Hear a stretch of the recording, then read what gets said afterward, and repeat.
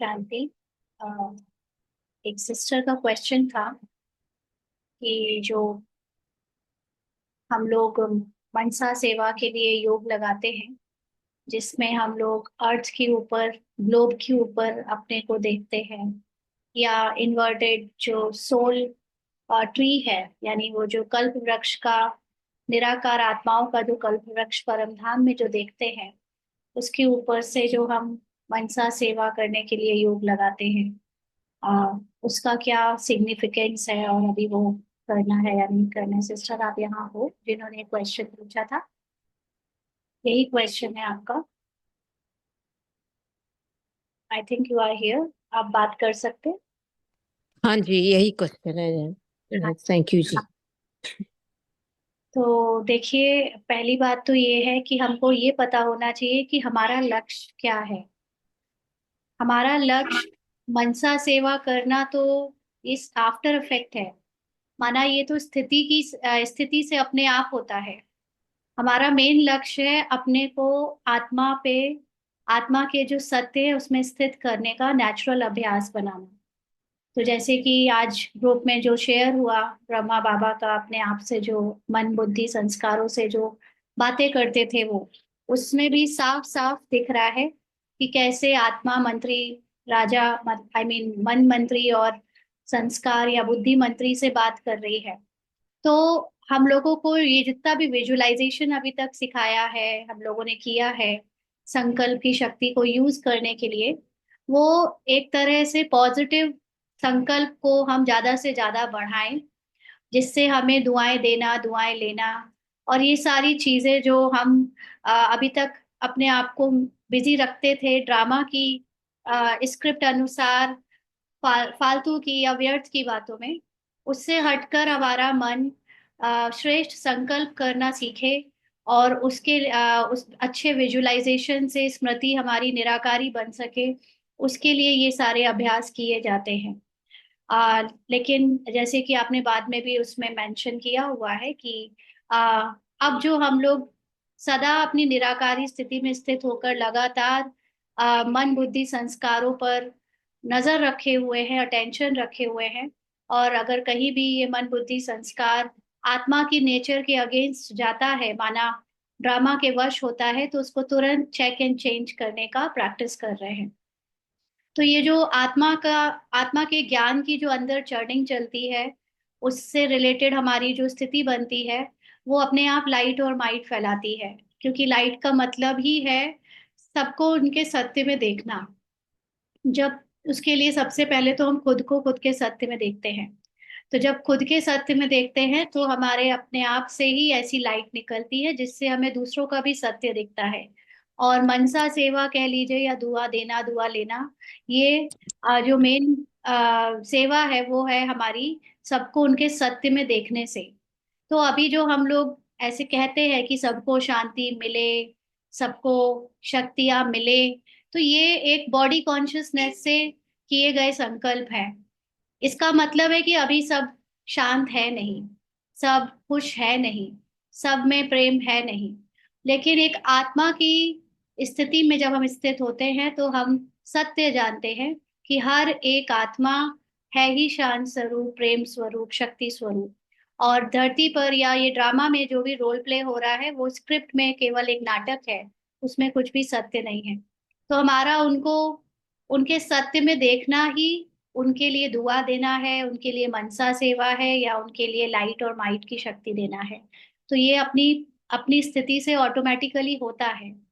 तो वो अभ्यास हम कर सकते हैं, करते रहेंगे अगर, तो कोई दिक्कत नहीं है। लेकिन हमारी अभी स्टडी के अनुसार ऊंची स्टेज बनाने के लिए हमारा जो खुद में अटेंशन रख रहे हैं, ये हाईएस्ट स्टेज है मनसा सेवा की या सर्विस की। क्योंकि अब हम अपने को सत्य में टिका रहे हैं, तो वो सबसे पहले हम ही को और दूसरों को अपने आप शक्तियां और किरणें देता है। इसमें देने वाले दाता बनने की भी जरूरत नहीं होती।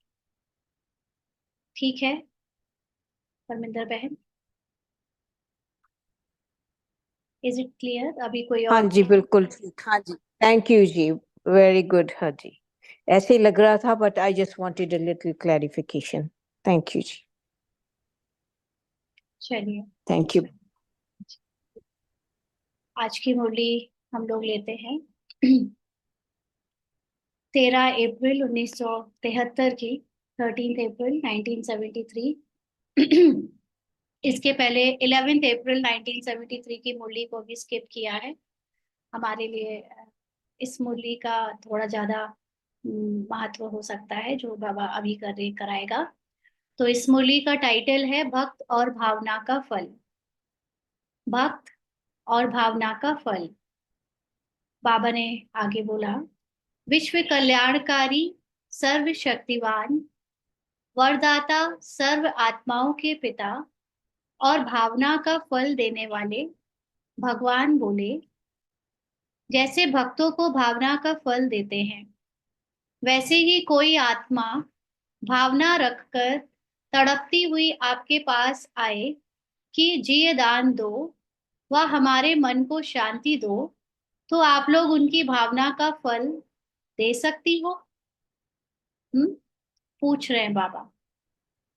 उन्हें अपने पुरुषार्थ से जो कुछ भी प्राप्ति होती है, वह तो हुआ उनका अपना पुरुषार्थ और उनका फल। लेकिन आपको कोई अगर कहे कि मैं निर्बल हूं, मेरे में शक्ति नहीं है, तो ऐसे को आप भावना का फल दे सकती हो? पूछ रहे हैं बाबा। तो बाबा को किसी ने उत्तर दिया, बाप द्वारा। माना बाप द्वारा दे सकते हैं। तो बाबा ने कहा कि बाप को तो पीछे जानेंगे, माना बाबा को तो लास्ट में जानेंगे, जबकि पहले उन्हें दिलासा मिले। लेकिन यदि भावना का फल प्राप्त हो सकता है, तब उनके बुद्धि का योग डायरेक्शन प्रमाण लग सकेगा। तो यहाँ पर बाबा किन की बात कर रहा है? जो लोग मेडिटेशन सीखने आते हैं, कई लोग ज्ञान योग कर सीखने आते हैं, तो जैसे भक्तों में होता है कि भक्तों को उनके भावना का फल मिलता रहता है भगवान के द्वारा, डायरेक्टली इनडायरेक्टली। ऐसे ही जो आत्माएं पुरुषार्थ करने में अभी उतनी तेजी से आगे बढ़ नहीं सकती, क्योंकि इनिशियली जितनी भी आत्माएं आती है, सबके अंदर अपनी पर्सनल ड्रामा की प्रॉब्लम्स होती हैं, या कुछ ऐसी अशांति होती है जिसको वो इमिडिएटली पहले जब तक समाप्त ना कर दे, उससे मुक्त ना हो जाए, तब तक उनका ज्ञान और योग में मन नहीं लगता। उन्हें इमिडिएटली पहले तो उस पर्सनल प्रॉब्लम से, जो भी उनके ड्रामा की प्रॉब्लम है, उससे मुक्ति चाहिए होती है। तो शुरू शुरू में जो भी आत्माएं आती हैं, तो वो पुरुषार्थ क्या होता है, ज्ञान क्या होता है, योग क्या होता है, ये सब नहीं समझ सकती, क्योंकि अभी उनको उनकी जो भी मुश्किलें हैं या समस्याएं हैं, उनका समाधान चाहिए होता है। तो ऐसी आत्माएं अपने आप को निर्बल कहकर, या मुझ में शक्ति नहीं है, मैं अशांत हूँ, ऐसी भावनाओं से जब आती हैं, तो बाबा हमसे पूछ रहा है कि एक तो है कि वो अपने आप जो पुरुषार्थ कर रही हैं, आपने उनको कोर्स कराया, उसको समझ कर वो उन्होंने जो भी अंडरस्टैंडिंग ली, उसको उसका फल मिल जाता है। लेकिन क्या आप उन्हें उनकी वो जो अशांति है, जो उनके अंदर संकल्पों में निर्बलता है, उसको पहले दिलासा दे सकते हो? क्योंकि पहले तो उसमें जब उनको दिलासा मिले, तब वो आगे का बुद्धि योग डायरेक्शन प्रमाण जो पुरुषार्थ है उसमें लगा सकेंगे। क्योंकि अब जैसे किसी को कोई आया है घर में अपने पति की प्रॉब्लम लेके, बच्चे की प्रॉब्लम लेके, बीमारी की प्रॉब्लम लेके, और अभी उसका मन उसके कारण अशांत है, दुखी है, और हम उससे कहें आप योग लगाइए, आप बैठिए, तो उसका ऐसे योग में मन लगेगा नहीं। उसको लगेगा आप पहले हमारी ये प्रॉब्लम तो सॉल्व करो, इसका तो सोल्यूशन बताओ, तो उसको थोड़ी देर उस भावना का कुछ फल मिले। क्या हम ऐसी दिलासा उन्हें दे सकते हैं? पहले किसी को ज्ञान और योग सिखाएं उसके पहले, क्या हमारे पास इतनी शक्ति है?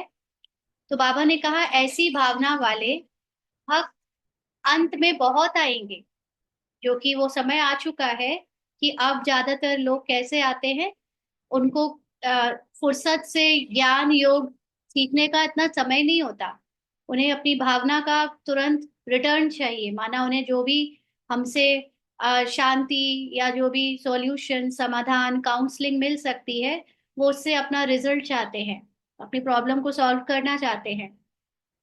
तो बाबा ने कहा एक है पुरुषार्थ करके पद पाने वाले, वह तो आते रहते हैं, लेकिन अंत में पुरुषार्थ करने का ना तो समय रहेगा और ना आत्माओं में शांत और ना आत्माओं में शक्ति ही रहेगी। ऐसी आत्माओं को फिर अपने सहयोग से और अपने महादान देने के कर्तव्य के आधार से उनकी भावना का फल दिलाने के निमित्त बनना पड़े। तो यहाँ पर हम लोग अगर ये सोचे कि कोई आत्मा अगर आई है तो उसको पहले हम मेडिटेशन का कोर्स करा दें, वो मुरली सुनने लगे, फिर वो अपने आप अपना उसको सॉल्यूशन निकाले, तो ऐसी टाइम से फुर्सत से आने वाली अब आत्माएं लास्ट में बहुत कम हो गई हैं, है ना। बाबा ने कहा था कि अंत में सबको रहेगा कि उनको तुरंत तुरंत कुछ ना कुछ हमसे आत्माओं को फिर अपने सहयोग से अपने महादान देने के कर्तव्य के आधार से, यानी हमारे अंदर जो शक्ति भरी है या हमारे अंदर जो ज्ञान है, उस ज्ञान को शेयर करने से, उनके उनकी काउंसलिंग करने से हमें जो हम उसका सॉल्यूशन दे सकते हैं, ऐसी आत्माओं के निमित्त बनना पड़े।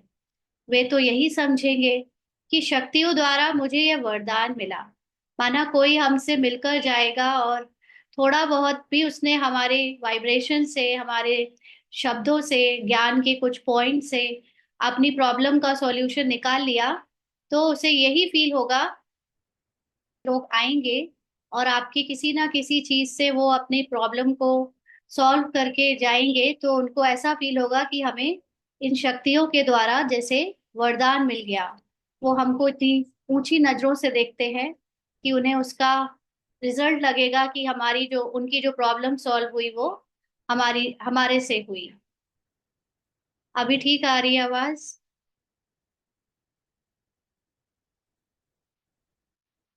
आप प्लीज मैसेज करके बताइएगा।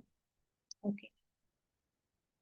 तो बाबा ने कहा जो गायन है नजर से निहाल करना, जैसे बहुत तेज बिजली होती है तो स्विच ऑन करने से जहां भी बिजली लगाते हो उस स्थान के कीटाणु एक सेकंड में भस्म हो जाते हैं।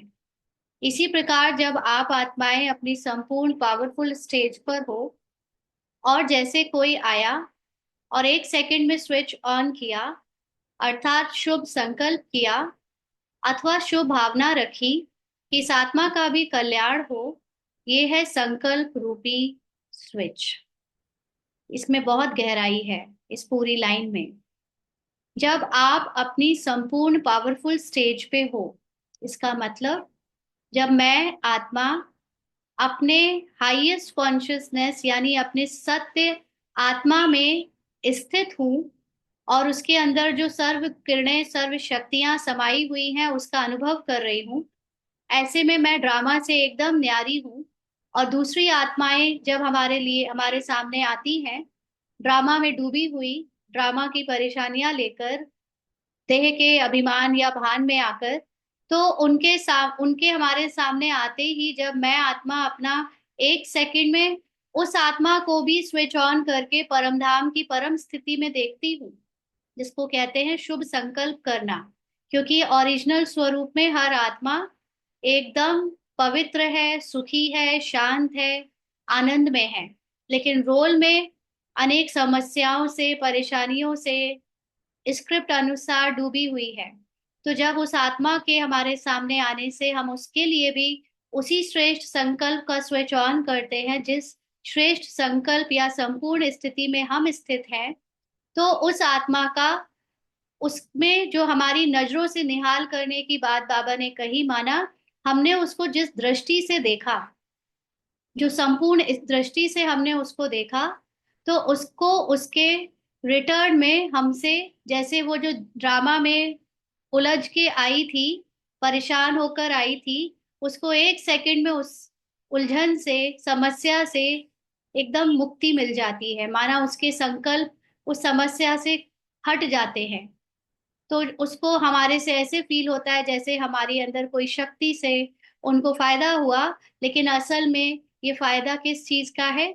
ये हमारी नजर से निहाल करने वाली शक्ति, माना अपनी संपूर्णता में स्थित होकर उस आत्मा को उसके शुद्ध संपूर्ण स्थिति में देखने के स्विच ऑन करने से। तो इनको ऑन करने अर्थात संकल्प को रचने से फौरन ही उनकी भावना पूरी हो जाएगी। वे गदगद हो जाएंगे, क्योंकि पीछे आने वाली आत्माएं थोड़े में ही ज्यादा राजी होंगी। तो लास्ट में बहुत आत्माएं आएंगी, लेकिन कोर्स करने के लिए उनके पास समय नहीं होगा, या कोर्स करने की इच्छा ही नहीं होगी, या एक दिन का कोर्स करके ही उनकी प्रॉब्लम सॉल्व हो जाएगी, तो उनको आगे के कोर्स के लिए संकल्प नहीं आएगा। तो वो उतने में ही अपनी भावना का रिटर्न ले लेंगे, गदगद हो जाएंगे और थोड़े में ही राजी हो जाएंगे। तो बाबा ने कहा समझेंगी कि सर्व प्राप्तियां हुई। हमको इसका बहुत पहले अनुभव हुआ, ऐसे कई बार जब बाबा ने निमित्त बनाकर लौकिक में कोर्स कराना शुरू करवाया था, स्थूल रूप से, माना फिजिकल रूप से, तो ऑफलाइन। तो ऐसे कई आत्माएं आती थी जो कुछ कुछ घर घरेलू संबंध की या अपने फाइनेंशियल प्रॉब्लम को लेकर आती थी। तो कोर्स के लिए उनको बोलते थे, तो वो कोर्स के बीच में ही एक दो दिन करके ही चली जाती थी, लेकिन जब बाद में कभी वो मिलती थी तो उनसे पूछते थे कि आपकी वो प्रॉब्लम सॉल्व हुई, तो वो बोलते थे हाँ। बहुत खुशी खुशी से वो बोलते थे कि हाँ, हमारा वो समस्या खत्म हो गई। तो माना जैसे उनका सिर्फ यहाँ पर एक दिन आ जाने से, थोड़ा सा ज्ञान सुन लेने से, या पता नहीं क्या वाइब्रेशन से उनकी उनको जो चाहिए होता था, उनको उनकी भावना का रिटर्न मिल जाता था। कितनी दुखी होकर आती थी और उसके बाद उनको सफलता ही सफलता मिलती थी। कुछ तो फाइनेंशियली इतनी सफल हो जाती थी, जस्ट टच लगने से, या बाबा का एक सेकंड का, कुछ भी 2 मिनट का ज्ञान सुन लेने से। तो बाबा ने यही बताया कि आगे चलकर ऐसी आत्माएं ही ज्यादा आएंगी। तो हम सब लोग उनको उनकी सत्य की स्थिति से देखकर, अपने सत्य में स्थित होकर जो स्विच ऑन करेंगे, उससे उनको थोड़े में ही पूरा संतुष्टता मिल जाएगी। समझेंगी कि सर्व प्राप्तियां हुई, क्योंकि उन्हें नहीं पता कि हम सब लोग यहाँ किस हद तक की पढ़ाई और किस हद तक प्राप्तियां कर रहे हैं। उनके लिए तो रोल की प्राप्ति ही सारी प्राप्ति है। बाबा कहते क्योंकि उनका है ही कड़ा दाना लेने का पार्ट, उनके हिसाब से वही सब कुछ हो जाएगा, उतने में ही उनका अ, उद्धार हो जाएगा। तो सर्व आत्माओं को उनकी भावना का फल प्राप्त हो और कोई भी वंचित ना रहे, इसके लिए इतनी पावरफुल स्टेज अर्थात सर्व शक्तियों को अभी से अपने में जमा करेंगे। तभी इन जमा की हुई शक्तियों से किसी को समाने की शक्ति, किसी को सहन करने की शक्ति दे सकेंगे। अर्थात जिसको जो आवश्यकता होगी वही उसको दे सकेंगे। तो आप देखो, ड्रामा में ज्यादातर जो लोगों को समस्याएं आती हैं, जिसके कारण वो अशांत होते हैं, वो अक्सर या तो घरेलू प्रॉब्लम होती है, जिसमें वो किसी की बातें सहन नहीं कर पा रहे होते हैं, या काम काज की जगह पर जहाँ वो जॉब करते हैं या बिजनेस करते हैं, वहां पर कुछ फाइनेंशियल या कुछ कस्टमर या बॉस से प्रॉब्लम होती है, उसकी वजह से स्ट्रेस होता है।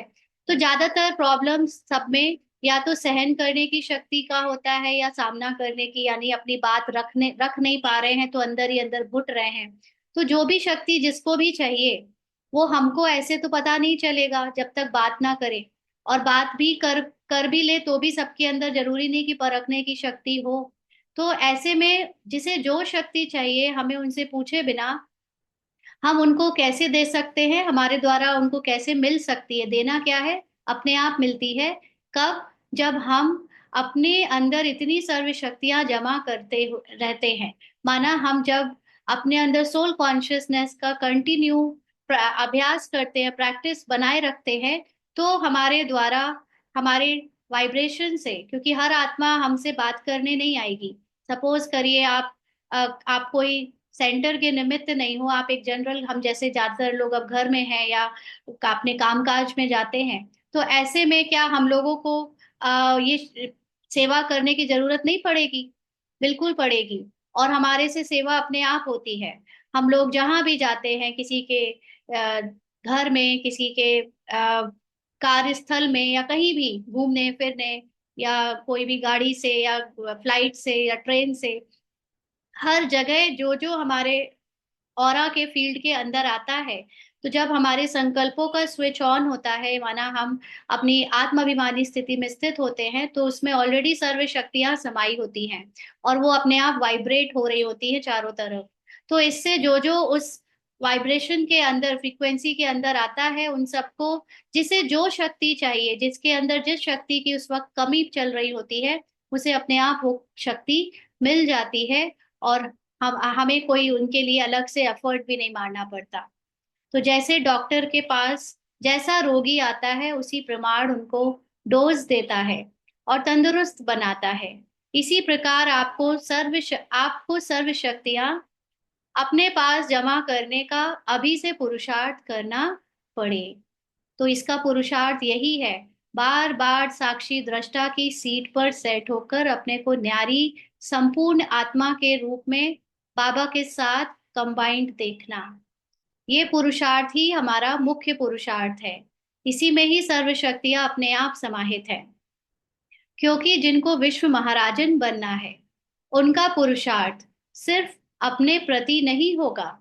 हाँ, अपने जीवन में आने वाले विघ्न व परीक्षाओं को पास करना, वह तो बहुत कॉमन है।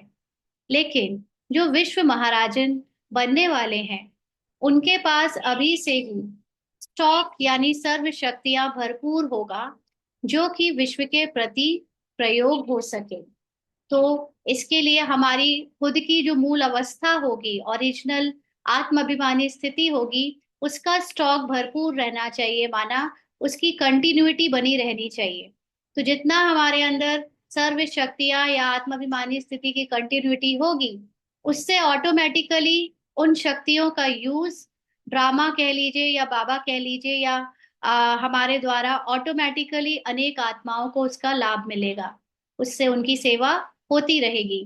तो विश्व महाराजन बनने का जो लक्ष्य लेकर हम सब लोग यहाँ पढ़ाई कर रहे हैं, उसके लिए हमें सिर्फ अपनी समस्या, अपनी छोटी मोटी पुरुषार्थ की प्रारब्ध में खुश नहीं हो जाना है। हमें पूरे संसार को हमसे कुछ जो चाहिए वो मिलता रहे, उसके लिए योग्य बनाना है। और वो योग्यता भरेगी अपनी आत्माभिमानी स्थिति को निरंतर बनाए रखने से। कार्य करते, चलते फिरते, सोते, बात करते, मिलते जुलते, हर समय मैं आत्मा देह से न्यारी हूँ, मैं आत्मा ड्रामा से न्यारी हूँ, मैं संपूर्ण हूँ। ये संकल्प, ये संस्कार, ये प्रभाव दूसरों का, परिस्थिति, ये सब कुछ भी सत्य नहीं है। इसमें जो कुछ भी दिख रहा है कमजोरी की बातें, वो मेरे से अलग है। बार बार हमें ये अटेंशन रखना पड़ेगा। तो इसी प्रकार यहाँ भी जो विशेष आत्माएं निमित्त बनेंगी, उनमें भी सभी शक्तियों का स्टॉक अंदर अनुभव हो, तब ही समझे कि अब संपूर्ण स्टेज की व प्रत्यक्षता का समय नजदीक है। तो निमित्त आत्मा का मतलब सिर्फ जिनको एज अ टीचर रोल मिला है उनको नहीं, लेकिन बाबा का हर एक बच्चा जो आधार है, क्योंकि बाबा के बच्चे बहुत ज्यादा तो है नहीं, फोटो में कोई, कोई में कोई, करोड़ों में से कुछ लाख बच्चे ही तो बाबा के हैं।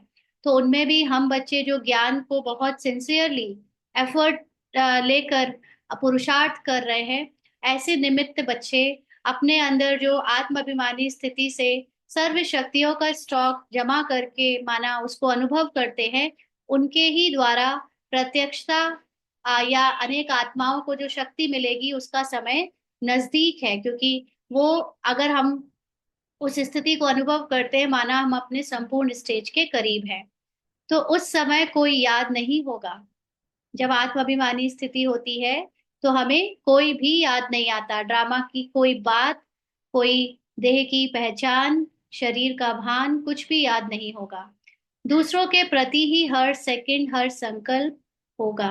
तो जो प्रत्यक्षता का समय होगा, या आ गया है या आ रहा है, तो उसमें जो भी निमित्त आत्माएं होंगी, उनको अपनी कोई पर्सनल लाइफ, पर्सनल पुरुषार्थ या पर्सनल किसी भी चीज के लिए उनका संकल्प नहीं चलेगा। उनकी हर बात, हर चाल चलन, हर एक्शन, हर संकल्प बोल सेवा के लिए होगा। सेवा मतलब आ, आत्माभिमानी स्थिति में स्थित होगा तो ऑटोमेटिकली उससे सेवा होती रहेगी। अभी तो अपने पुरुषार्थ व अपने तन के लिए समय देना पड़ता है। शक्ति भी देनी पड़ती है। माना अभी हम लोग ऐसे पुरुषार्थ करते हैं कि अभी मन को बार बार आत्मा के सत्य में टिकाने के लिए थोड़ा एफर्ट मारना पड़ता है, चेक एंड चेंज करना पड़ता है, अटेंशन रखना पड़ता है।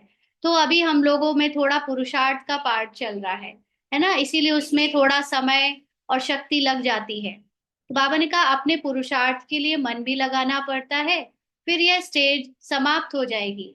यानी कि ऑटोमेटिकली ड्रामा में ऐसे समय आएगा, नूंद है कि हमारा जो अभी हम चेक एंड चेंज करने का पुरुषार्थ कर रहे हैं, इसकी जरूरत ही नहीं पड़ेगी। हम ऑलरेडी हमारा मन काफी सतो प्रधान हो चुका होगा। तमो प्रधान स्मृति, रजो की स्मृति अपने आप धीरे धीरे करके समाप्त हो जाएगी, और फिर रह जाएगा केवल आत्मा की संपूर्णता की स्टेज में हमारा रोल, पार्ट। जैसे देख सकते हैं फॉर एग्जाम्पल अभी रतन मोहनी दादी है ना, वो सिर्फ बैठकर अपनी वाइब्रेशन से लोगों की सेवा कर रही हैं। कोई बोल भी बोलने के उनके अंदर अभी पार्ट में ज्यादा नहीं है ना, जस्ट वो स्थित है अपनी स्थिति में। और ऐसे ही शरीर छूटने के पहले हम सब की वो स्टेज आएगी जो सीरियसली निमित्त बनने के लिए पुरुषार्थ कर रहे हैं। और अपनी आत्माभिमानी स्थिति को जिन्होंने अनुभव करना शुरू किया है, तो उनकी आगे चलकर पुरुषार्थ करने का भी टाइम ओवर हो जाएगा। सिर्फ उसकी प्रारब्ध रह जाएगी, माना हमारी वो स्थिति बन जाएगी कंटिन्यूटी में, और उससे अपने आप सेवा होती रहेगी। तो बाबा ने कहा फिर यह पुरुषार्थ बदली होकर ऐसा अनुभव होगा कि एक सेकंड भी और एक संकल्प भी अपने प्रति ना जाए, बल्कि विश्व के कल्याण के प्रति ही हो।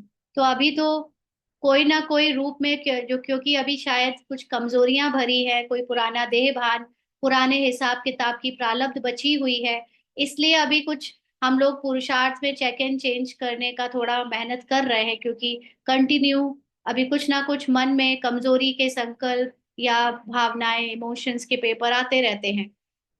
लेकिन फिर कुछ समय के बाद ये पुरुषार्थ एकदम चेंज हो जाएगा, और सारा अटेंशन होगा केवल विश्व के कल्याण के प्रति। हर संकल्प विश्व की आत्माओं के कल्याण के प्रति ही निकलेगा। तो ऐसी स्टेज को कहा जाएगा संपूर्ण, अर्थात संपन्न। तो हमारे फिजिकल रूप में, रोल में वो संपूर्ण स्टेज दिखनी चाहिए। अभी तो हम लोगों को बुद्धि से, ज्ञान से पता चला है कि आत्मा अपने ओरिजिनल स्थिति में संपूर्ण और संपन्न है, लेकिन अभी उसका स्वरूप जो रोल में दिखना चाहिए, वो उसका हम अभी पुरुषार्थ कर रहे हैं। तो आगे चलकर ऐसी स्टेज भी आएगी जब पुरुषार्थ ओवर हो जाएगा और रोल संपूर्ण और संपन्न दिखेगा। ब्रह्मा बाबा की जो हम लोग ने आज मुरली शेयर करी, पढ़ी, वो कहते हैं कि 1962 की है। नो, हाँ 1962 लिखा था उसमें। अच्छा ओके, कि 32 लिखा था। हाँ, मुझे ऐसा कुछ कंफ्यूजन हो गया। 68, नहीं नहीं 68 तो बिल्कुल नहीं था। I think, just let me check again. 1932 याद आ, 32 है ना, हाँ राइट। तो जब आई वाज वंडरिंग कि 1932 अगर लिखा है, तो फिर बाबा की प्रवेशता तो 1936 में हुई। तो बाबा का पुरुषार्थ 32 में फिर ये कैसे हुआ? क्योंकि शिव बाबा का ज्ञान तो 36 के बाद ही मिलना शुरू हुआ होगा।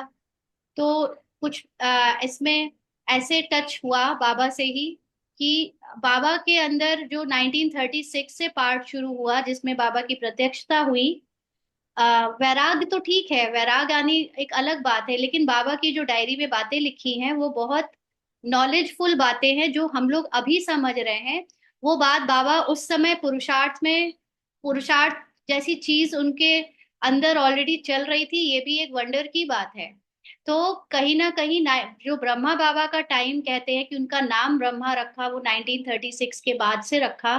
तो बाबा की 1936 के बाद से जितना 33 इयर्स पार्ट चला, वो कहीं ना कहीं उनके अंदर संपूर्णता और संपन्नता का ही पार्ट था। शिव बाबा उनके द्वारा, उनके तन के द्वारा जो एक्शंस करता था, बोलता था, उसमें बाबा ने कहा उसी को कॉपी करो, मतलब वो हाईएस्ट बेंचमार्क है।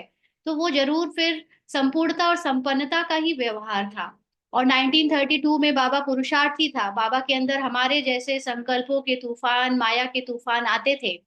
तो ये बात कि बाबा के अंदर ये नॉलेज कब इमर्ज करी, ये जरूर 1936 के पहले इमर्ज हो चुकी है। तभी 1932 की डायरी में बाबा ने इतनी नॉलेजफुल चेकिंग लिखी है ना। तो बाबा को का दिखना या ऑफिशियली उसका 36 से बोला गया है, but there is some big hidden truth, कुछ और भी है। और वो कहीं ना कहीं उसके पहले से ही था।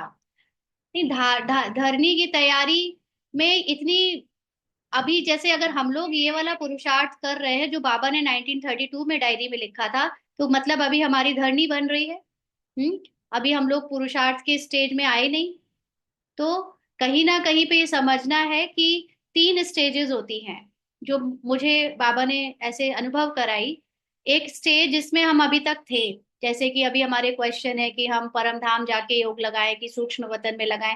माना हम अभी हैं ही पूरे बॉडी कॉन्शियस में, और फिर हम आत्मा बनने का अभ्यास करते हैं। ये है फर्स्ट स्टेज। सेकंड स्टेज में याद हमारी बुद्धि और हमारा ज्ञान और डीप जाता है। तब हमें फील होता है कि हम हैं आत्मा, बट अभी हम अवतरित रूप में नीचे पार्ट प्ले कर रहे हैं। तो हमारा जो मन है वो तमो प्रधान है। अभी उस तमो प्रधान मन को हम दिव्य बुद्धि और ज्ञान के द्वारा कंट्रोल करके आत्मा की संपूर्णता में टिका रहे हैं। ये है सेकंड स्टेज जिसमें हम लोग अभी होंगे। फिर इसके बाद हमारी वो स्टेज भी आनी है ब्रह्मा बाबा की तरह, कि फिर हमारा रोल भी परफेक्ट दिखने लगेगा। अभी हमारे रोल में अंतर है, हमारा रोल अभी कहीं ना कहीं हिसाब किताब वाला, कर्मों में ऊपर नीचे, और दूसरे भी हमको साधारण समझते हैं ऐसा वाला चल रहा होगा, चल रहा है सेकंड स्टेज। और इसके बाद जो स्टेज आएगी, जो कि लास्ट स्टेज है संपूर्णता और संपन्न, उसमें हमारे अंदर ये जो मन को कंट्रोल करने का जो पुरुषार्थ है, उसको क्लीन करने का पुरुषार्थ है, ये भी ओवर हो जाएगा। अभी होता है, अभी बीच बीच में रहता है, बट नेचुरली 100% नहीं होता। तो वो लास्ट थर्ड स्टेज संपूर्ण संपन्नता की, वो बाबा की 1936 से ऑलरेडी स्टार्ट हो गई थी। और उसके पहले बाबा हमारी तरह ये चार्ट रखने का पुरुषार्थ, मन को और बुद्धि से क्वेश्चन पूछने का, जैसे हम लोग अभी कर रहे हैं चेक एंड चेंज का पुरुषार्थ, वो बाबा ने पहले ही कर लिया था।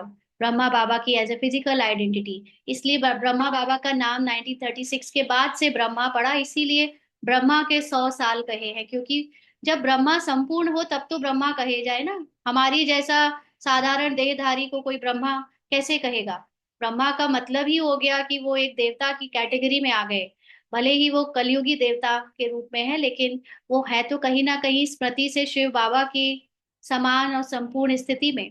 तब तो उनकी हर चीज को कॉपी करने को कहा जा रहा है कि आप ब्रह्मा बाबा को फॉलो करो। एक पुरुषार्थी को फॉलो करने को क्यों कहा जाएगा? फॉलो हमेशा संपूर्ण चीज को किया जाता है ना। तो यही क्लियर होता है कि बाबा का पुरुषार्थ 1936 के पहले का ही पुरुषार्थ जो था, उसके बाद तो बाबा अपनी संपूर्णता में थे। सिर्फ दिखाने के लिए हमें ऐसे दिखाया गया कि बाबा धीरे धीरे उस स्टेज तक पहुंच रहे हैं। माना कर्मातीत होने की स्टेज बाद की वो अलग है, लेकिन 33 इयर्स बाबा ने एज अ संपूर्ण संपन्न ता की अवस्था में ही हमको कर्म करके दिखाए हैं। तो बाबा कहते हैं अगर संपन्न नहीं तो संपूर्ण भी नहीं। संपन्न का मतलब, किसी चीज को कहते हैं ना यज्ञ संपन्न हुआ, माना समाप्त हुआ। तो यहाँ पर जब तक हमारे अंदर कलयुगी स्मृति संपन्न नहीं हुई है, समाप्त नहीं हुई है, तो हम आत्मा की, जो जो मन अभी आत्मा तक पहुंचने का, घर वापस जाने का पुरुषार्थ कर रहा है, वो अभी संपूर्ण पहुंचा भी नहीं। इसीलिए उस संपन्नता को, यानी कलयुगी स्मृति को, व्यवहार को या संस्कारों को एकदम समाप्त करने से ही संपूर्णता आएगी। क्योंकि संपन्न स्टेज ही संपूर्ण स्टेज है। और हम सबके अंदर अभी कलयुगी और ये पुरानी जीवन का 63वें जन्म का या 84वां जन्म का पार्ट हिसाब किताब के अकॉर्डिंग बचा हुआ है ना। इसलिए हम ज्ञान से तो जान गए हैं कि हमारी संपूर्ण स्टेज आत्मा है ही संपूर्ण, लेकिन अभी कर्मों में भी उसका प्रभाव दिखना बाकी है। तो ऐसे अपने पुरुषार्थ को और ही महीन करते जाना है। अंडरलाइन आज ही बाबा ने कहा ना, माया और रुस्तम होती है। तो माया का मतलब है आपके पुरुषार्थ जब और महीन होता जाता है, तो आपको फिर वही एक एक डिटेल में जाना पड़ता है। मोटा मोटा पुरुषार्थ तो साधारण लोग भी कर लेते हैं, लेकिन जो जितना ज्ञान की परख को परखता जाता है, उसके अंदर डूबता जाता है, उसके अंदर चेक एंड चेंज की माया और ज्यादा महीन होती जाती है।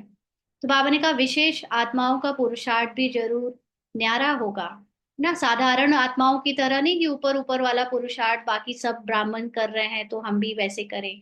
जितना जिसको ज्ञान समझ आएगा उसका पुरुषार्थ उतना ही डीप और एकदम न्यारा होगा, दूसरे लोग वैसा पुरुषार्थ नहीं कर रहे होंगे। तो क्या पुरुषार्थ में ऐसा परिवर्तन अनुभव होता जा रहा है? आई एम श्योर यहाँ पे बाबा के सभी बच्चों को ऐसा परिवर्तन अनुभव हो रहा है, क्योंकि हमारी पुरुषार्थ की तरीका अब औरों से अलग हो चुका है। तो बाबा कहते हैं अभी तो दाता के बच्चे दातापन की स्टेज पर आने हैं ना अभी, क्योंकि हमारे स्मृति से तो सेवा हो रही है, लेकिन वो कभी कभी हो पाती है, हमेशा नहीं रहती। इसलिए अभी जो कंप्लीट दातापन का पार्ट होगा, जिसमें हम पूरी तरह से एक नई स्मृति के साथ अपने चाल चलन रूप से सेवा करेंगे, वो दातापन की स्टेज पर अभी आना है। देना ही उनका लेना होता है, फिर उस स्टेज में पुरुषार्थ करने की जरूरत नहीं होती।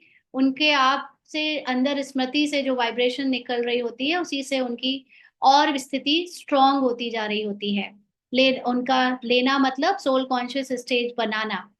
तो अब समय की समीपता के साथ संपन्न स्टेज भी चाहिए। तो संपन्न स्टेज चाहिए माना पुरानी स्मृति की क्लोजिंग चाहिए, पुराने पार्ट के सारी पहचानों की क्लोजिंग चाहिए। इसमें डरने की बात नहीं है कि अरे मैं तो अभी भी घर गृहस्थी में फंसी पड़ी हूँ। वही रहेंगे, सब कुछ वही रहेगा, ड्रामा के किरदार, लेकिन आपकी स्मृति में वो सारी जो माया थी, जो ममता थी, वो खत्म हो जाएगी। आप अभी भी सबको प्यार दोगे, सबकी जिम्मेदारियां निभाओगे।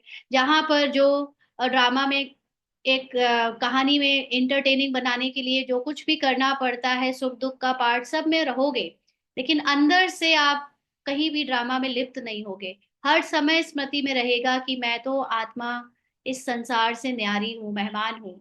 उसमें आपके द्वारा सब कुछ अपने आप होता रहेगा और आपको उसकी भासना नहीं आएगी कि आपके रोल की कोई भासना आपको रहे कि मैं कर रहा हूं। तो आप आत्माओं की संपन्न स्टेज ही संपूर्णता को समीप लाएगी। तो हमारी संपन्न स्टेज का मतलब पुरानी स्मृतियों की समाप्ति, वो जब हो जाएगी तो हमारी बॉडी में, हमारे रोल में संपूर्णता का पार्ट भी दिखेगा। तो आप लोग अभी स्वयं को चेक करें कि जैसे पहले अपने पुरुषार्थ में समय जाता था, अभी दिन प्रतिदिन दूसरों के प्रति ज्यादा जाता है। पहले हम सब लोग जो पढ़ाई करते थे, जो योग लगाते थे, वो किसके लिए लगाते थे? अपने लिए, कि मैं ऐसी हूँ, मैं श्रेष्ठ आत्मा हूँ, मैं महान आत्मा हूँ, मैं ऊपर जा रही हूँ, या कुछ भी। हाँ, अभी हमारा पुरुषार्थ में परिवर्तन आया है और हम जो अभी सोल कॉन्शियस स्थिति में जस्ट स्थित हो जाते हैं एक सेकंड में, उससे हमारा समय भी बच गया है बहुत। पहले हम बहुत मेहनत करके जो टाइम देते थे पुरुषार्थ में, अब वो टाइम नहीं लगता। हम में से कईयों के अनुभव होंगे कि पहले हम लोग पुरुषार्थ में बहुत टाइम देते थे और लगता था दिन छोटा पड़ गया, अब दिन बड़ा लगने लगा है, अब लगता है अब समय ही समय है। तो क्यों? क्योंकि अब हमारी स्थिति से जो अपने आप दूसरों की प्रति वाइब्रेशन से सेवा हो रही है, और आत्माभिमानी स्थिति में स्थित रहने से समय आपके लिए स्लो हो जाता है, क्योंकि आत्मा के लिए समय और काल से परे की स्थिति हो जाती है। तो उसमें ज्यादा से ज्यादा फिर दूसरों के प्रति वो पुरुषार्थ यूज होता है। तो बाबा ने कहा अपनी बॉडी कॉन्शियस यानी देह अभिमान नेचुरली ड्रामा अनुसार समाप्त हो जाएगा। खुशखबरी। सब बहुत दुखी हो रहे हैं ना, परेशान हो रहे हैं, कितना कब तक करना है, कब तक चलेगा। और हम लोगों ने उस स्टेज को देख लिया है कि पहले के पुरुषार्थ से नए पुरुषार्थ में अचानक आए, किसी को नहीं पता था कि ये पार्ट चेंज हो जाएगा, हम पुराना पुरुषार्थ भूल जाएंगे। और अभी नए पुरुषार्थ में एकदम हवा में उड़ने लगे हैं सब, सबको खुशियों का एक जीवन मुक्ति का अभी से अनुभव होने लगा है। और जब देह अभिमान खत्म हो जाएगा ना, तब तो जीवन मुक्ति का अनुभव भी नहीं होगा। ऐसा है या नहीं है? क्योंकि जीवन मुक्ति का मतलब होता है रोल को एंजॉय करना, और जब देह अभिमान पूरी तरह खत्म हो जाएगा, माना रोल की भासना ही समाप्त समाप्त हो जाएगी, तो फिर जीवन मुक्ति भी अनुभव नहीं होगा। आप देखो अभी अगर जैसे जो रतन मोहनी दादी हैं, सारी दादियों में लास्ट में, तो क्या रतन मोहनी दीदी दादी को अभी कुछ जीवन मुक्ति जैसा भी अनुभव होता होगा? She is just beyond this world, वो अपनी बुद्धि से इस दुनिया में है ही नहीं। तो जीवन मुक्ति माना वो खुशी और वो गम या इन सब से परे हो चुकी है वो। खुशी का अनुभव तो तब होता है जब थोड़ा थोड़ा देह अभिमान रह जाता है, हल्का हल्का सा, है ना, उससे हम न्यारे होते हैं, तो हमको पुरुषार्थ से पता चलता है, अरे वो मैंने नहीं किया था, मैं तो इससे अलग हूँ, तब हम अपने आप को खुशी दे पाते हैं, तो जीवन मुक्ति का अनुभव हम कर पा रहे हैं। लेकिन एक समय आएगा कि देह अभिमान भी पूरा समाप्त, नेचुरली समाप्त हो जाएगा। नेचुरली, ये वर्ड याद रखना। कोई कोई अभी बहुत परेशान है, कोई पूछता है मेरे अमृत वेले नहीं हो रहे हैं, मेरा नुमा शाम नहीं हो रहा है। अरे भाई, उसमें मत पड़ो। ये तो जो पुरुषार्थ फिजिकली जिसका जैसे होना है वो फिक्स्ड है। आप ये देखो कि जब तक आप होश में हो, तब तक आप सोल कॉन्शियस रहते हो कि नहीं। क्योंकि अच्छे अच्छे लोग हैं जो 2 बजे 3 बजे 4 बजे भी उठते हैं, लेकिन पूरे दिन वो आत्माभिमानी स्थिति में दिखते नहीं। उनके अंदर से वो वाइब्रेशंस नहीं निकलती हैं, वो फील नहीं आता कि वो अलौकिक था। इसलिए उसमें नहीं पड़ो। हम एक बेहद का अमृत वेला लेकर चले। ये पूरा समय अमृत वेला है। आप एक सेकंड भी अगर पास्ट के बीते हुए समय को लेकर या पुरुषार्थ को लेकर चिंता करते हो, आपने उस सेकंड आत्माभिमानी स्थिति का पल खो दिया। तो ये माया है, इसको पहचानो, है ना। इसलिए इन सब चीजों में नहीं फंसो। अभी सिर्फ याद रखो, जैसे ही होश में हूं मैं, मुझे तुरंत आत्मा में स्थित हो जाना है। और जैसे ऐसे करते रहेंगे, तो हमारा ये अमृत वेला उठना या दूसरी बॉडी लैंग्वेज जो देवताओं के जैसी महान होनी चाहिए, वो ऑटोमेटिकली पार्ट में आ जाएगी। क्योंकि अगर स्क्रिप्ट में डायरेक्टर ने हमारी कॉस्ट्यूम के अकॉर्डिंग हमारा कुछ रोल रखा है, चुलबुलाहट का या मिडिल क्लास फैमिली का या थोड़ा ऊपर नीचे होने का, तो वो आप कैसे बदल सकते हो जब तक आप उसकी स्मृति को ना भुला दो। तो हमें ध्यान अपनी स्मृति पे रखना है, ऊपर के एफर्ट पे नहीं रखना है ना। तो इसलिए स्मृति चेंज होगी तो ऑटोमेटिकली आपको अमृत वेला नींद खुल जाएगी। सोओगे भी तो ऐसे सोओगे जैसे जागे हुए हैं, नींद जैसा फील ही नहीं होगा, है ना। तो ये ऑटोमेटिकली बाबा के समान स्थिति हो ही जाएगी। उस पर ध्यान अभी ना दें, अभी ध्यान दें कि मैं जब होश में हूँ, जितनी देर सो नहीं रही हूँ उतनी देर मैं आत्मा की स्थिति में स्थित रहूं, जरा भी पश्चाताप और पुरानी पुरुषार्थ के समय को लेकर इतना सा भी नेगेटिव संकल्प ना आए, और आए तो तुरंत चेक इन चेंज। तो बाबा कहते हैं कि देह अभिमान यानी अपनी बॉडी कॉन्शियस या देह अभिमान नेचुरली ड्रामा अनुसार समाप्त होता जाएगा। ये बाबा की जिम्मेवारी है ना, इसलिए निश्चिंत हो जाओ। सरकमस्टांसेस प्रमाण भी ऐसे होता जाएगा। हालात ऐसे ऐसे बनते जाएंगे, सरकमस्टांसेस ऐसे होंगे कि आपको फिर शरीर की आसक्ति, शरीर के भान में से वैराग्य आता जाएगा। इससे ऑटोमेटिकली सोल कॉन्शियस होंगे। ऑटोमेटिकली सारी आत्माएं, अभी तो हम लोग अगर जल्दी जल्दी कर लेंगे ना, तो हमें उसकी जीवन मुक्ति ज्यादा दिन अनुभव हो जाएगी। बाकी आगे चल के तो फिर सबको सोल कॉन्शियस का अनुभव होगा ही। कार्य में लगना अर्थात सोल कॉन्शियस होना। माना अपने को आत्मा की स्थिति में स्थित करके कार्य करते जाना। कोई भी काम करते समय न्यारे होकर काम करना, माना सोल कॉन्शियस होना। बगैर सोल कॉन्शियस के कार्य सफल नहीं होगा। आगे चल के परिस्थितियां ऐसी आएंगी कि आप देह भान से कुछ काम करने की कोशिश करोगे तो वो सफल नहीं होगा। उसके लिए आपको आत्मिक स्थिति बनाकर ही उसमें सफलता मिलेगी। तो निरंतर आत्माभिमानी बनने की स्टेज स्वतः ही हो जाएगी। अभी तो हम लोग बॉडी कॉन्शियस में ही सारे काम कर लेते हैं, लेकिन आगे चलकर कोई काम आसानी से होगा नहीं, संसार वालों का भी नहीं होगा। और ऐसे में हमारे आत्माभिमानी स्थिति से जब काम होने लगेंगे, तो सब दौड़ दौड़ के आएंगे, हमें बताओ कैसे आत्माभिमानी बनना है, हमें सिखाओ सोल कॉन्शियस क्या होता है, ज्ञान दो, आत्मा का दो। तो समय इतना नहीं होगा कि हम उनको सिखाएं बताएं, है ना। तो इसलिए बाबा कहते हैं कि आगे चलकर ये आत्माभिमानी स्टेज बनने की स्टेज स्वतः ही हो जाएगी। विश्व कल्याणकारी बने हो या आत्म कल्याणकारी बने हो, हम्म सिर्फ अपना आत्मा का ही कल्याण करते रह जाएंगे या पूरे संसार का कल्याण करना है? तो अपने हिसाब किताब करने में बिजी हो, या विश्व की सर्व आत्माओं के कर्म बंधन व हिसाब किताब चुकतू कराने में बिजी हो।